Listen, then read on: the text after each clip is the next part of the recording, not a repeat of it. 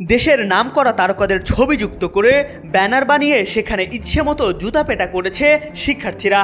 15 August Sheikh মুজিবের মৃত্যুবার্ষিকীতে যেসব তারকা শোকবার্তা জানিয়েছে তাদের ছবিযুক্ত করে কালচারাল ফ্যাসিস্ট আখ্যা দিয়ে ঘৃণা চত্বরে এই কর্মসূচি আয়োজন করা হয়।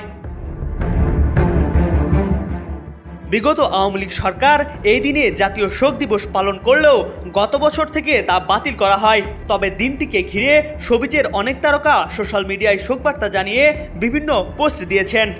এরপর সেসব পোস্ট নিয়ে অনলাইনে অভিযোগ ওঠে নির্দিষ্ট কিছু তারকা শেখ মুজিবকে নিয়ে পোস্ট দেওয়ার জন্য অর্থ প্রদান করা হয়েছে।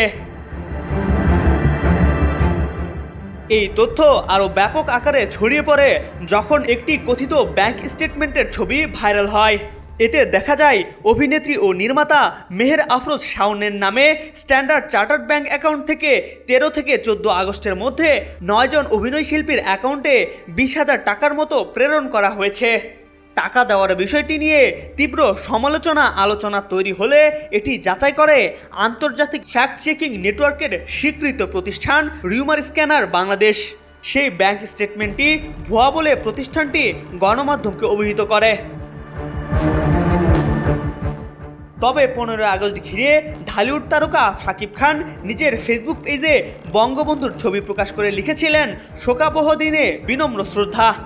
অভিনেত্রী নাজিবা তুষি ধানমন্ডি 32 নম্বরের ঐতিহাসিক সিঁড়িঘরের ছবি পোস্ট করে লিখেছিলেন, বিনম্র শ্রদ্ধা। আজমেরি হক বাঁধন গত বছরের একটি শ্রদ্ধা জ্ঞাপন পোস্ট পুনরায় শেয়ার করে তাতে লিখেছেন, বিনম্র শ্রদ্ধা। তারকাদের এমন কর্মকাণ্ডে খেপেছে ঢাকা বিশ্ববিদ্যালয়ের শিক্ষার্থীদের একাংশ। আজ রাজু ভাস্কর্যে এসব শোকবার্তায় সামিল হওয়া তারকাদের ছবিটা নিয়ে কালচারাল ফ্যাসিস্ট আখ্যা দিয়ে জুতাপেটা করেছে শিক্ষার্থীরা। MR আকাশ, আজকাল।